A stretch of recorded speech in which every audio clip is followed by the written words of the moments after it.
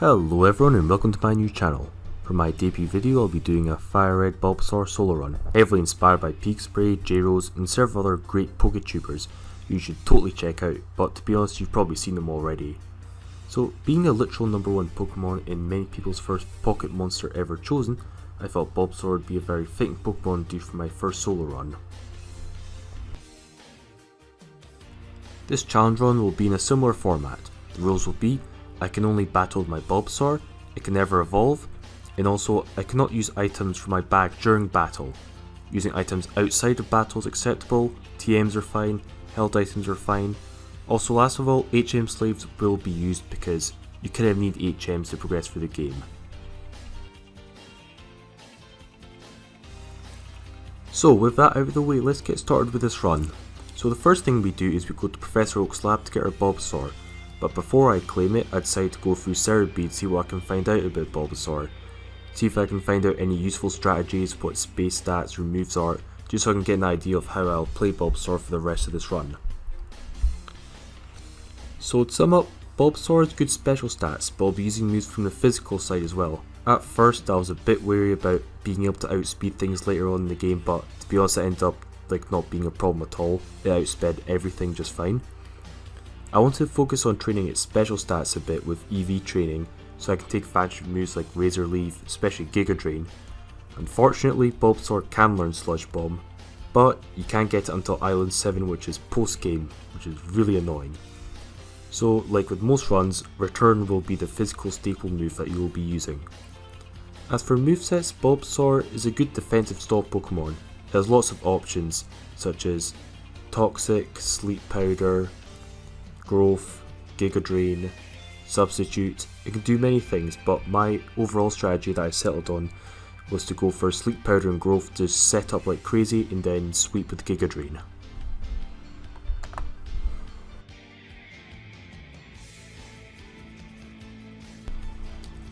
So I reset the game over and over again until I spawned a Bulbasaur that looked like it had good natures and IVs.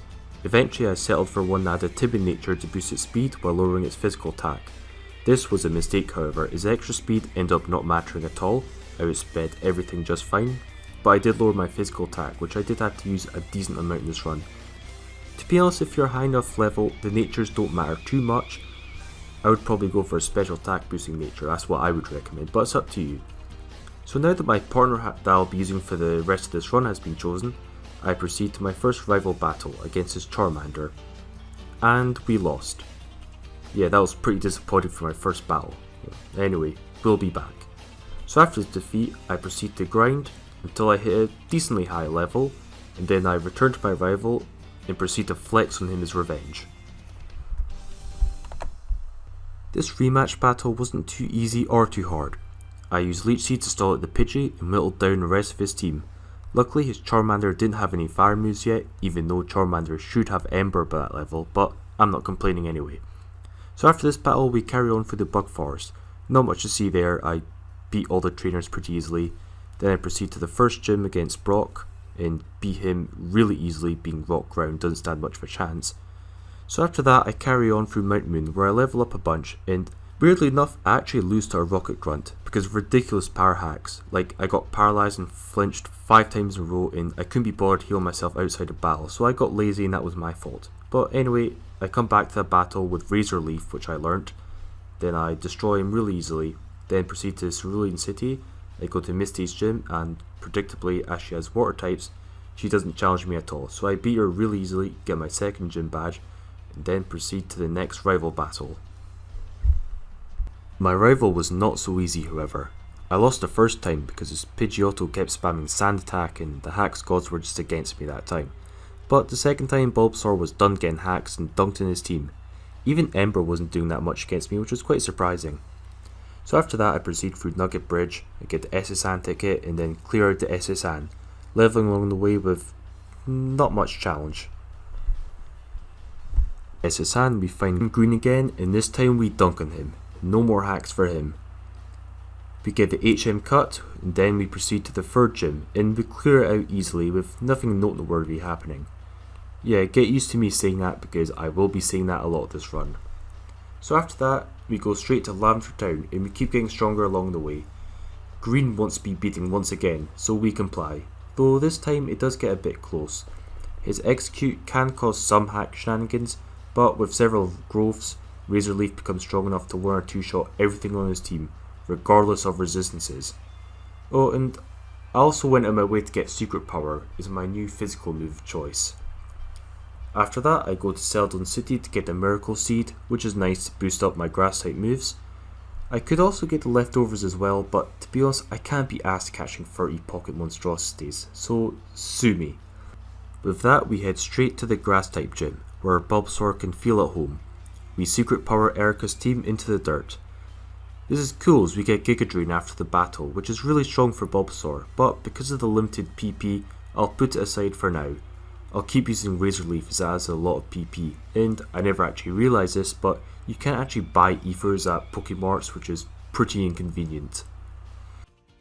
Our 4th badge out of the way, now it's time to bust Team Rocket, so we break into their hideout while Bulbasaur gives everyone inside a firm spanking with his vines, including Boss Giovanni, who is powerless to resist us.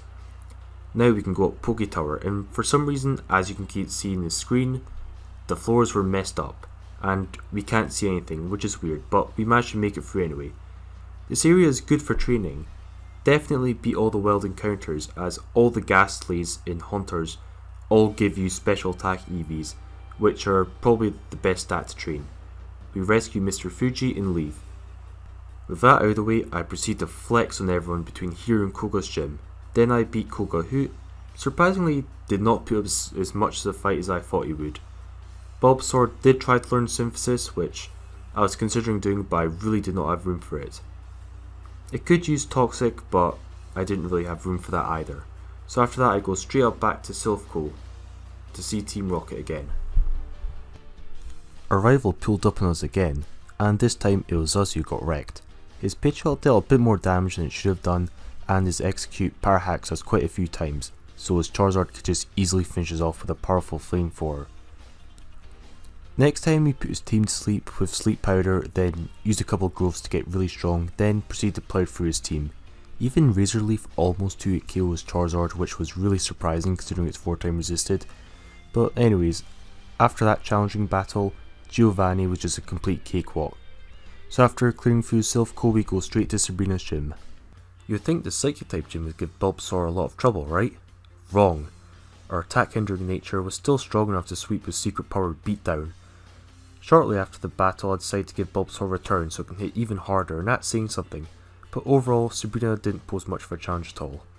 So now it's time for the 7th gym, Blaine's, who specialises in fire types, and maybe this gym will be quite challenging. At this point we're level 75, and are pretty strong compared to everything else in the game. We also defeat Blaine in our first try, which is quite surprising, though admittedly there was hacks involved. His first 2 Pokemon went down in 1 return, through Intimidate, which was quite surprising.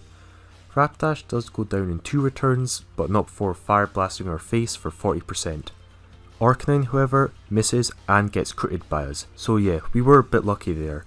The battle probably shouldn't have been that easy, but whatever. We proceed to the final gym against Giovanni, and being ground type specialist, he gets destroyed, no problem. So with all the gym badges, we decide to go to the Pokemon League. But before that, we see our rival Green again. On our way to the Pokemon League, Green tries to jump us, so we put him in his place, but not before losing twice to him.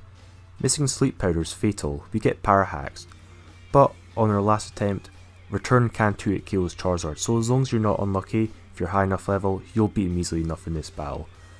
After one last round of leveling up in Victory Road, and gulping all our rare candies, it's time to claim the Pokemon League title. First up is Lorelei, the Water and Ice type trainer. Lorelei and Bruno weren't able to challenge me in the slightest. Against them I do the same standard combo, Sleep Powder, Growth a few times, then Razor Leaf sweep their entire team, 1-hit killing almost everything, as everything apart from fighting types are weak to grass types. However, when I reach the 3rd member, Agatha with ghost types, the challenge does ramp up significantly. Return was useless against ghost types, so my resisted Razor Leaf was my only option. I set up again, but Gengar kept using double team, which is not a good sign. But after missing 5 times in a row, I finally hit Gengar, then 1-hit KO it, like it deserves. After that I beat the rest of our team without much issue. Arbok was hard, however. On my first attempt, I accidentally went for a return rather than going for sleep powder and lost the result. I did win in my second try. However, I stupidly deleted my footage by accident. So, yeah.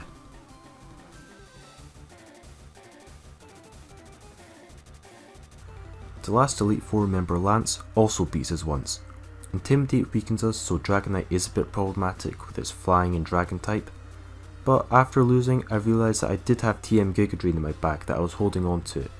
I didn't use it because of the limited PP, but I thought this would be a good time to use it so I can deal more damage and heal HP at the same time. With this, I won in my second try as Bulbasaur could just one-hit KO Gyarados and Aerodactyl, and heal lots of HP at the same time. With this newfound power, I can then take out Dragonite and the Dragonairs easily enough. So now with the Elite Four beaten, it is time for the final battle against a champion.